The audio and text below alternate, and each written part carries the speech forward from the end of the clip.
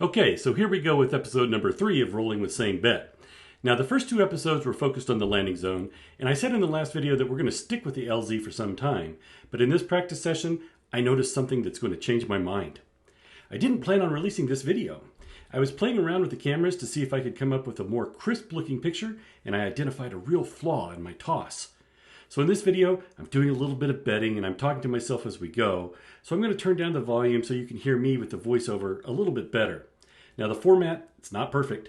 I've changed the color scheme to help reduce the harsh red colors, and my template is a little off when I add the tracking overlays, but I'd love to get your feedback. Is the screen too busy? Are the colors any better? Would you like to see a different angle? Well, leave me a comment and let me know. All right, let's take a look.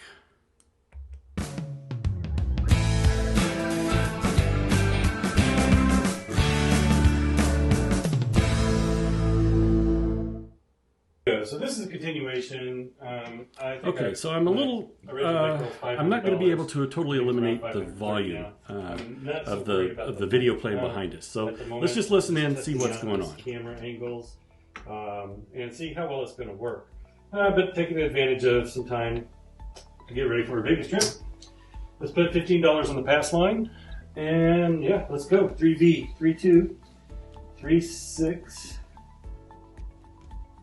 And what I'm hoping is that the camera angle is going to catch the dice as they fly down towards the back. All right, so I paused the video right here. Take a look at the angle of my wrist. It should be flat, but man, it is way out of alignment. And take a look at those dice. They're already starting to fly off to, off. I don't know what the right term is. But that picture right there. Let's see your mark. And but that picture right there was really mark it as I go along. Prompted me to go ahead and release this video.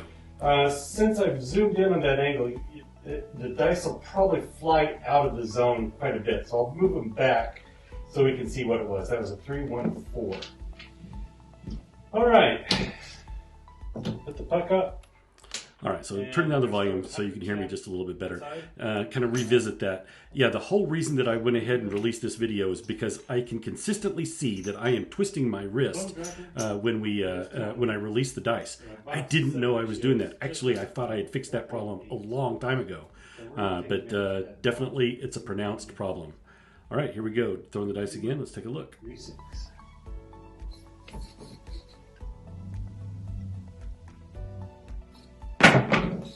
That is a hard 8.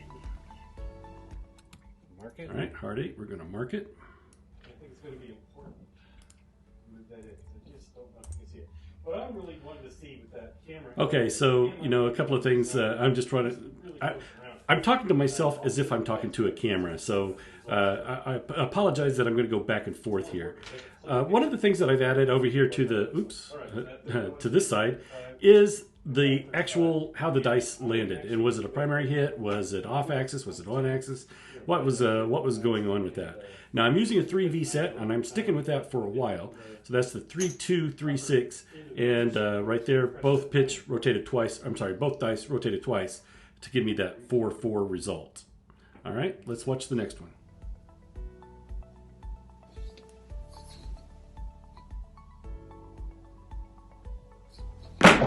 Yeah, that looked pretty short.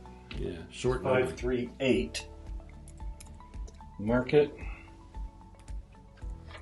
Push it back so you can see it. 5. There's the 3. 5-3-8. Okay, that 30 is going to pay $35. That is 2 hits. All right, so I am doing some betting, and I know I said that I wasn't going to do it, but I really didn't plan on releasing this video. So there's a couple of things that I'd like for you to watch. As I release it, watch my wrist. I'm starting to do that with it. And as I'm launching it, this is not a good angle, but I swerve out. Watch this. That is a 5. That's a 2-3-5. All right. I'm liking that. Okay. Push them back so you can see them. There's so, 2. In the earlier videos, the last 2 episodes, I said I wanted to focus on the landing zone, and I do. I really want to be good at that landing zone. I want to hit it consistently, every time. But just like maybe like a musician, or a member of an orchestra or a band, you don't always play when you're practicing, you don't always go from beginning to the end of the song all the time. You pick out pieces. You pick out pieces that you want to work on. But it all has to come together in the end. So I know if I've got a real flaw with twisting my wrist, that's something that I have to work on. Let's collect and press. No, let's press and collect. I'm sorry, I said that backwards. See if I swerve out. Yep. The runner. And of course it's a 10. 4, 6, 10. Alright. Alright, so just to kind of let you know what's going on with the betting. I can't reach those box numbers very easily. So I've got all of those bets out there in the field. But what I'm doing right there is going on the inside numbers, the 5, 6, 8, and 9. I didn't have anything on the 10. And run it again. It's a 3, 1, 4 frontline win. All right. So, oops, 3, 1, 4. Mark it. All right. So if you're looking up there at the landing zone and you see the dice hit the box or close to the box, but they're jetting off. They're jetting back to the inside of the table, and that's a direct a direct result of me twisting on the release. So I'm not going to work this kind of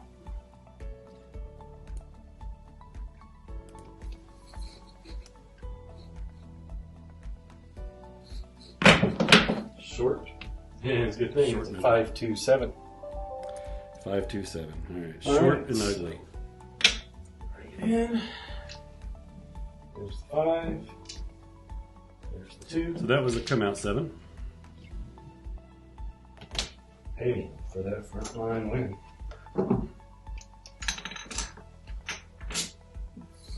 Yeah, so I said in the opening segment that I wanted to get your feedback. I've changed the colors to help mute the red felt a little bit, so it's not so, I don't know, so harsh.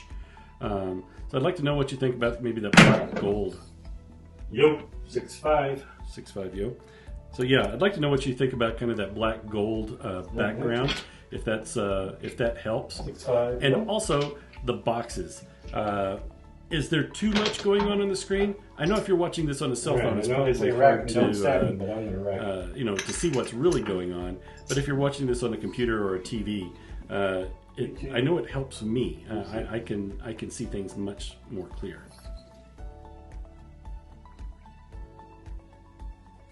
All right. Hard 10. That actually looked like a fairly decent toss. All right, points going to the 10. So last time we had a point of 4, now we got a point of 10. There we go. Mark it. Leaving everything as it is. 3, 2. 3, 6. Setting the dice in the same spot every single time. Picking them up the same way. And we're going to do an instant replay on this one. So this is in slow motion. And you could see how I arced it out and I twisted my wrist.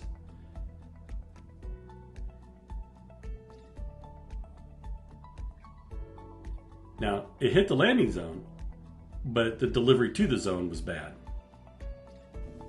5. That's a 2, 3, 5. All right. All right, we've got $15 in that 5. It's going to pay $21. We're going to rack this first one, and then we'll start doing suppressing.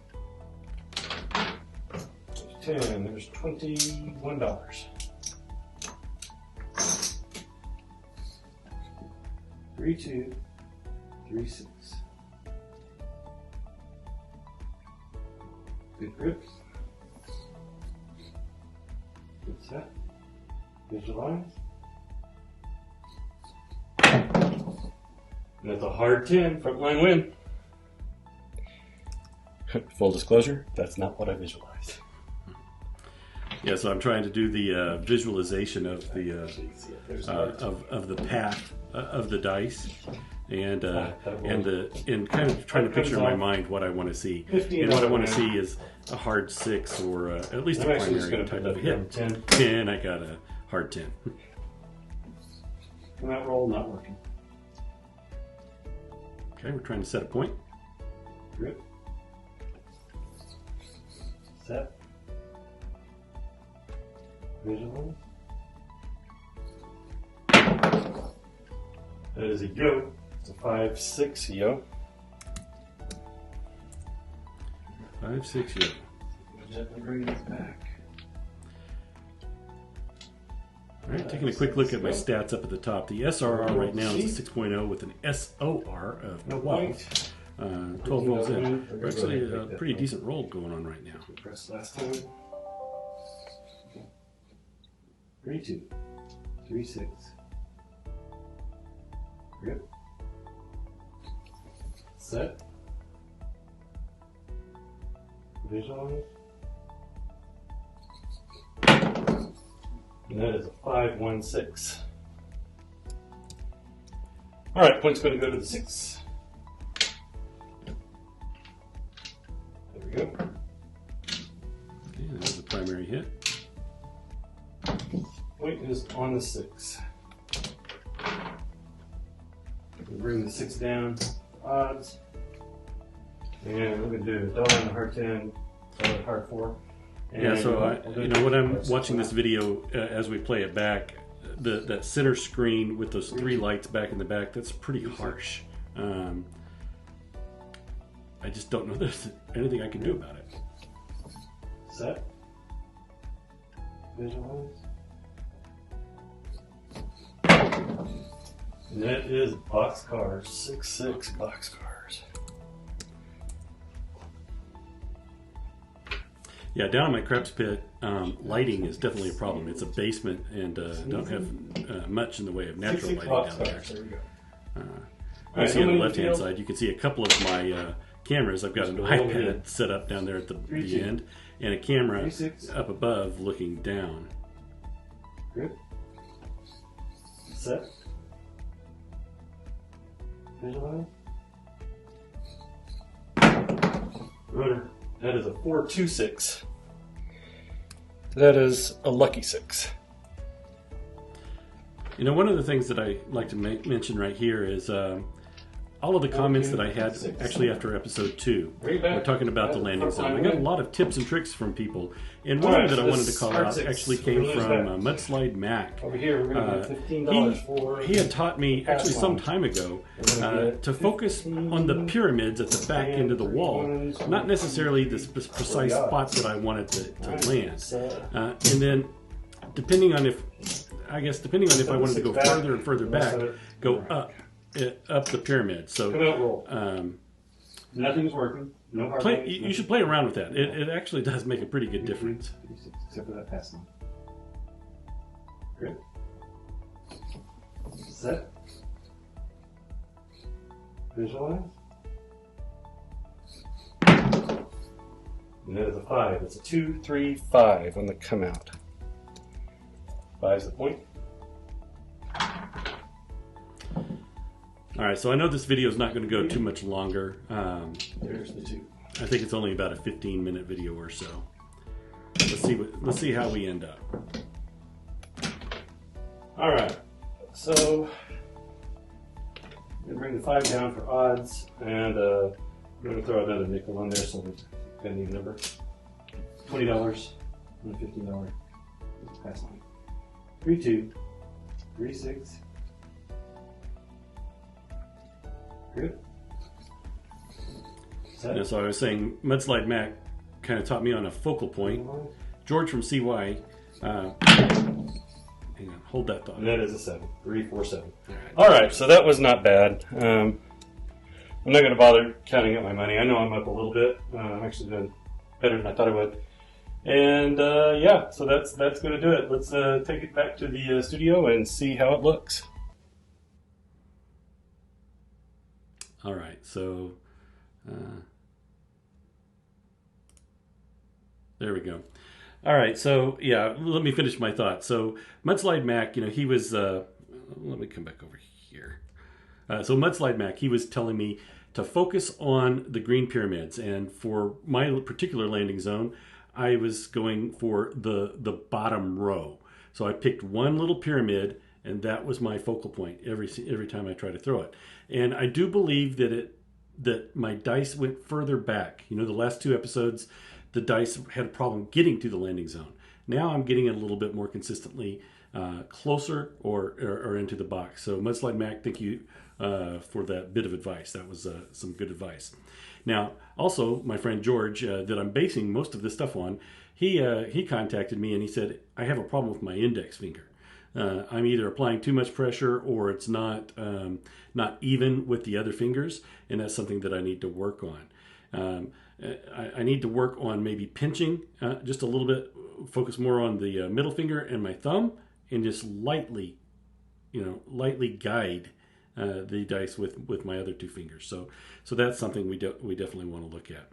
All right, let's take a quick look at the stats. Where were we with this one? Had a 17 roll, I guess. So that is that right? I guess it is. Just double checking. Yeah. Okay. Those are the stats. So I didn't roll a 2 or 3. I rolled a few more 4s and a lot more 5s than expected. Fewer 6s, 7s, and 8s, which surprises me on the 3V set. I think if my release was just a little bit better, I should see more 6s and 8s. So that's something that we've got to work on. No 9s, which is rare for me, and a lot of 10s. All right, so like I said, I wasn't really planning on submitting this one for your review, but I would like your feedback. So next steps, I think we're going to start focusing a little bit more on the grip and the release. I'm going to keep that camera angle so we can actually watch what's going on. And I learned how to do an instant replay on this. So we'll be able to take a look at that in future episodes. All right, guys, that's going to do it for this week. I appreciate it. Thank you very much for tuning in, and I'll catch you next time.